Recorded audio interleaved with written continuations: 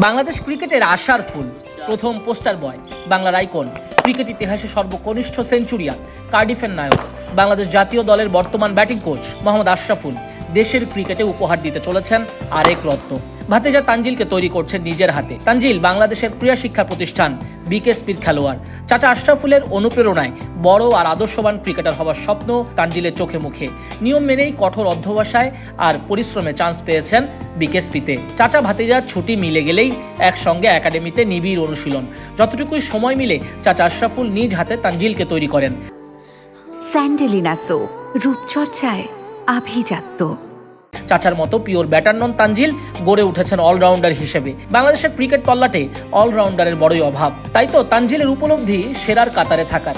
অনুপ্রেরণার বাতিঘর নিজ ঘরেই বিশ্বখ্যাত সুপারস্টার চাচা আশরাফুল। গোড়ান ক্রিকেট একাডেমিতে চাচা ভাতিজা স্বপ্ন বুনছেন একটু একটু করে ফুরসত মিললেই। সেখানে তানজিল খানিকক্ষণের জন্য বনে গেলেন সাংবাদিক। চাচা আশরাফুলের কাছে রাখলেন কঠিন কঠিন প্রশ্ন।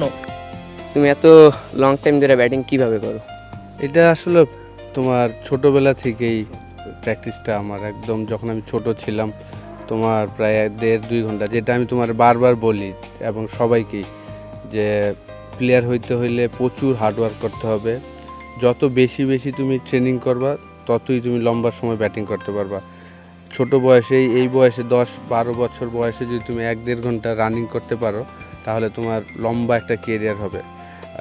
তো আমি প্রচুর ব্যাটিং করতাম একদম ছোটোবেলায়। ওয়াইস স্যার আমাকে এই অপরচুনিটিটা করে দিত পল্লিমাতে, তারপর স্টেডিয়ামে, গুলিস্তানে যে স্টেডিয়ামটা ন্যাশনাল স্টেডিয়াম, সেখানে আমরা যে প্রচুর ঘাসের ব্যাটিং করতাম।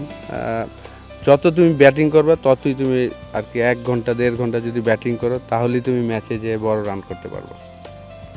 আর আরেকটা কোশ্চেন, তোমার যে স্কুপ শটটা এটা কিভাবে মারো?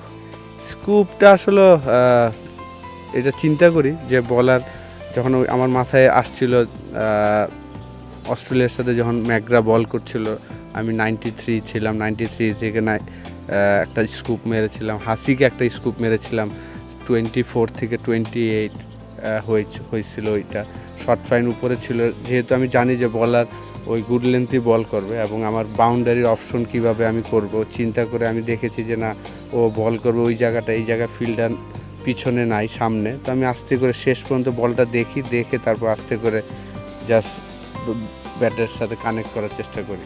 তুমি কি মানে এই শটটা পিক আপ করার জন্য কোন বলটা চুজ করো? গুড লেন্থ না মানে লেন্থের বল, হাফ বলি? না, একটু ব্যাক অফ লেন্থ হইলে ভালো হয়, তাহলে ইজি কানেকশনটা হয়। কিন্তু যখন আমি মারি আমি চিন্তা করি যে আমি এই শটটা মারবো, তো শেষ পর্যন্ত বল দেখার চেষ্টা করি। যেই জায়গায় হোক, যদি আমি শেষ পর্যন্ত বল দেখি, যে সামনে হোক পিছনে হোক, আমি যদি শেষ পর্যন্ত বল দেখি তাহলে কানেক্ট করাটা সহজ। অবশ্যই যদি সেটা হয় আলহামদুলিল্লাহ, সেটার জন্য তাকে প্রচুর হার্ডওয়ার্ক করতে হবে, এটা আমি বারবার ওরে বলছি। কারণ আমার ভাইও ওরে সেম কথাই বলে যে তোর চাচা মাদারটেক থেকে ধানমন্ডি হাইটা যেত, ধানমন্ডি থেকে বঙ্গবন্ধু স্টেডিয়ামে হেঁটে আসতো হিসাব ছাড়া। তো ওই জিনিসগুলা হার্ডওয়ার্ক ছাড়া আসলে প্লেয়ার হওয়া যাবে না। সেই কারণেই আসলে তাকে আসলে আমরা বিকেএসপিতে তার সুযোগ হয়েছিল 7 থেকে, এখনও বিকেএসপিতে আছে, কিন্তু যতটা ডেভেলপ হওয়া উচিত ছিল আসলে অতটা হয়নি, এটা একটু কষ্ট লাগছে। তো চেষ্টা করছি যে এখন যেই সময়টাই পাই, আসলে আমিও সময় পাই না বলে আসলে তাকে ওইখানে দেওয়া হয়েছে। তো নিজের প্রতি নিজের ভালোবাসা থাকতে হবে। আমরা তো আসলে কোচ কিন্তু প্লেয়ার বানায় না, প্লেয়ার নিজে কোচকে বানায়। তো ওর মধ্যে ট্যালেন্ট আছে, এখন জাস্ট হার্ডওয়ার্কটা লাগবে, প্রচুর হার্ডওয়ার্ক করতে হবে, প্রচুর প্র্যাকটিস যদি করে তাহলেই হয়তো বা সম্ভব।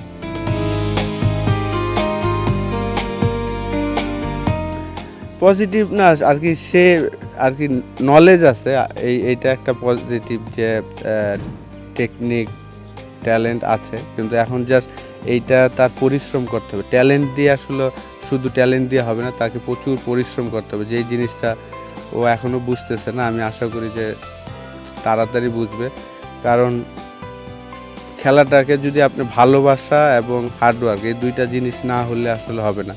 জাস্ট আপনার ট্যালেন্ট থাকলে হবে না, ট্যালেন্টের সাথে সাথে হার্ডওয়ার্ক লাগবে, ভালোবাসা লাগবে। তো এই জিনিসগুলো যত তাড়াতাড়ি সে বুঝবে ততই তার জন্য ভালো।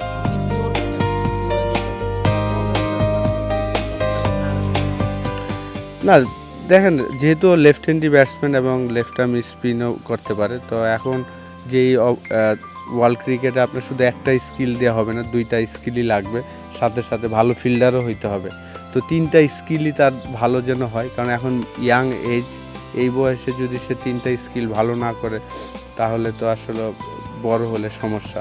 তো তার উপরে যে এই তিনটা স্কিলের নিয়ে সময় দিতে হবে, প্রত্যেকটা স্কিলে তাকে অ্যাটলিস্ট 1 ঘন্টা করে সময় দিলে 3 ঘন্টা, তো আবার ফিটনেস, তো 4 ঘন্টা তার খেলার মধ্যে থাকতে হবে যদিও প্লেয়ার হইতে হয়। তো যারা ইয়াং সবাইকে আমি একটাই সাজেশন দিব যে প্রচুর হার্ডওয়ার্ক করতে হবে, খেলাটাকে ভালোবাসতে হবে।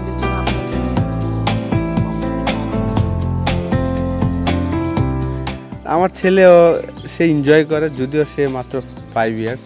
যদি আমার মেয়েরকে আমার ইচ্ছা ছিল যে ক্রিকেটার বানাবো, কিন্তু আসলে আমাদের ওই বাংলাদেশে ওই ফ্যাসিলিটিসটা ভালো নাই, প্র্যাকটিস সুযোগ সুবিধা যে আপনাকে দিবে ওইটা নাই। এই কারণে, না হলে আমার মেয়েটাকে আমার দেওয়ার খুব ইচ্ছা ছিল ক্রিকেটে। তো ছেলে তো এখন মাত্র 5। আশা করি যে তানজিল যদি ভালো মতন ক্রিকেট খেলতে পারে, তাকে দেখে হয়তোবা আদবি হয়তোবা ইচ্ছা করবে যে খেলাধুলা।